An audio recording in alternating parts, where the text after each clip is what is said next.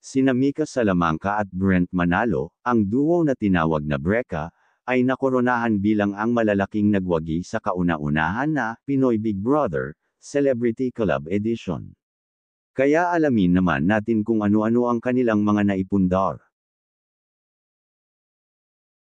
Siya si Ann Michaela Salonga Salamanca, nakilala sa pangalan Mika Salamanca. Ipinanganak noon October 26, 2000. Ang kanyang ina ay isang homemaker at ang kanyang ama ay isang negosyante. Natapos niya ang kanyang maagang edukasyon sa kanyang bayan bago pumasok sa St. Scholastic Ace College sa Maynila. Noong 2019, nagtapos siya sa high school sa Alabama, United States. Una siyang nakakuha ng pansin sa publiko bilang isang vlogger, pagbabahagi ng mga cover song at mga video sa pamumuhay sa YouTube. Sinimulan ni Mika ang kanyang karera sa pag-arte sa mga menor de edad na tungkulin sa GMA Network at kasalukuyang pinamamahalaan ng Sparkle, ang ahensya ng talento ng network. Itinayo ni Mika ang kanyang karera sa YouTube, kung saan nagbabahagi siya ng mga day-in-the-life vlog, mga gawain sa pampaganda, pag-unboxing hauls, at higit pa sa kanyang milyong mga subscribers. Aktibo rin siya sa Instagram at TikTok, kung saan siya ay nag-rack ng higit sa milyong pinagsamang tagasunod. Nagpakita siya sa pagsuporta sa mga tungkulin sa ilang serye sa telebisyon noong 2023, kasama na bilang Sara sa Maging Sino Ka Man at Megan sa Walang Matigas na Pulis sa Matanik na Misis. Napanood din siya bilang guest ng isang serye ng komedya ang Bubble Gang. Nitong taon, siya ay isa sa naging housemate sa Pinoy Big Brother Celebrity Collab Edition at nanalo kasama ang kanyang duo partner na si Brent Manalo. Bago pa naging artista, ay medyo maganda na ang pamumuhay niya. Ayon sa balita ay maganda din ang bahay nila sa Pampanga at mayroon din siyang bahay sa Amerika na kanyang mismo ipinakita ang pagsasaayos dito lalo ang pagpintura. Ngayon ay mukhang sa condominium ito nakatira, base sa nakikita sa kanyang mga post sa Instagram. May ordinaryong sasakyan din ito at siya mismo ang nagmamaneho nito. Ayon sa mga pagtatansya mula sa iba't ibang website, ang halaga ng net worth ni Mika ay pinaniniwalaan na nasa paligid ng $1 million, o 55 million pesos, at ang kanyang social media lalo na sa YouTube na may mga potensyal na kita na umaabot ng milyon din. Isama pa ang kanyang mga bagong endorsements lalo na't na siya ay isa sa big winner ng PBB. Si Mika ay naging isang sensation sa digital space, na nakakaakit ng milyon-milyon sa kanyang nakakaakit na nilalaman at masiglang pagkatao. Kilala sa kanyang dynamic na presensya sa YouTube, naipon niya ang isang lampas sa kanyang tagumpay sa YouTube. Pinalawak ni Mika ang kanyang impluwensya sa iba't ibang mga platform ng social media, na higit na pinapatibay ang kanyang katayuan bilang isang kilalang figure sa digital na tanawin. Ang kanyang kakayahang kumonekta sa kanyang madla ay hindi lamang nakakuha sa kanya ng isang matapat na fanbase ngunit makabuluhang tagumpay din sa pananalapi. Habang patuloy na pinalaki ni Mika ang kanyang tatak at galugarin ang mga bagong pagkakataon, ang kanyang impluwensya at tagumpay sa pananalapi ay inaasahan na tumaas, na ginagawang isang pangunahing manlalaro sa patuloy na umuusbong na mundo ng paglikha ng nilalaman ng digital. Ang online sensation ay nagdala ng kanyang pagkamalikhain, talento, at hindi kapanipaniwala na enerhiya sa PBB House.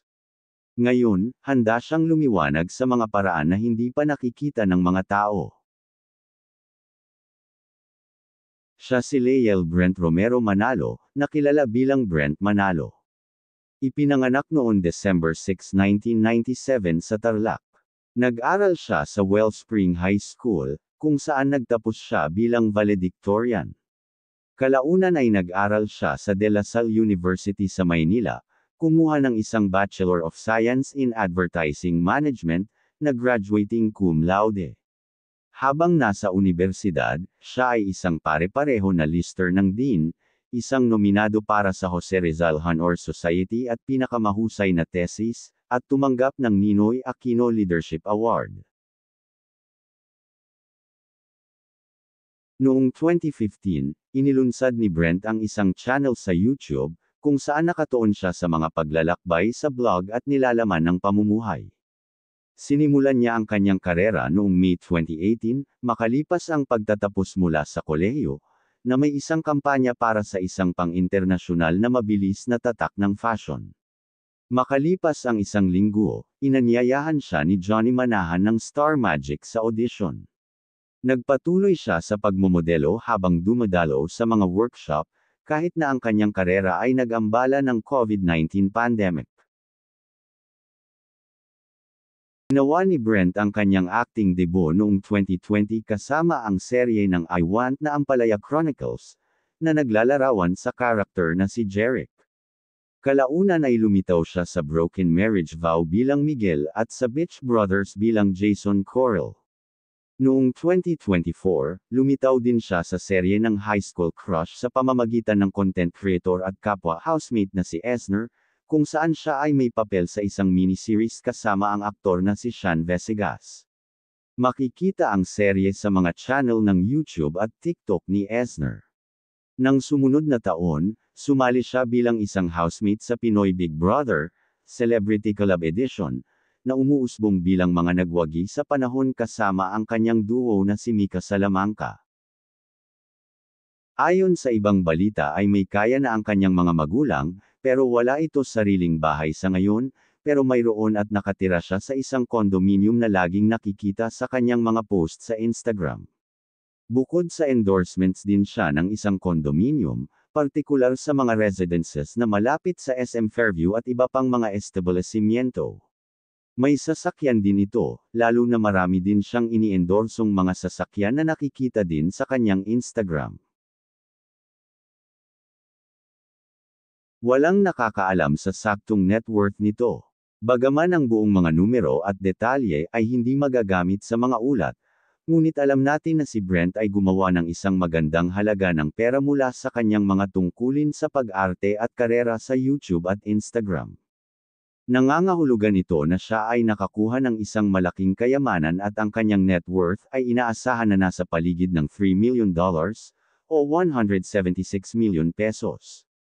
Bagaman hindi ito ang pinakatumpak na figure, inaasahan na ito ang pinakamalapit dahil hindi pa ito naiulat sa online sa kanya o sa kanyang pamamahala. Kumikita din siya sa kanyang mga social media lalo na ang YouTube at Instagram na nakakakuha siya ng maraming brand endorsements na nakikita mismo sa kanyang Instagram. Sa paglipas ng mga taon, si Brent ay gumawa ng isang pangalan para sa kanyang sarili, kahit na siya ay isang bagong aktor. Siya ay kumilos sa serye, miniseries, at kahit na lumitaw sa isang reality show. Lumikha ng isang karera sa labas ng social media kung saan siya ay binabayaran para sa mga promo at pakikipagtulungan. Matagumpay na na-leverage ni Brent Manalo ang kanyang mga talento at karisma sa parehong industriya ng libangan at fashion, na lumilikha ng isang malakas na personal na tatak at nakikipag-ugnayan sa isang malaking madla sa iba't ibang mga platform. Ang video na ito ay for entertainment at hindi kinukumpara ang kanilang yaman kundi inaalam lang natin ang bunga ng kanilang pagsusumikap bilang mga artista. Kung mayroong mali o kulang sa mga nabanggit ay pwede nyo linawin sa comment section. Salamat.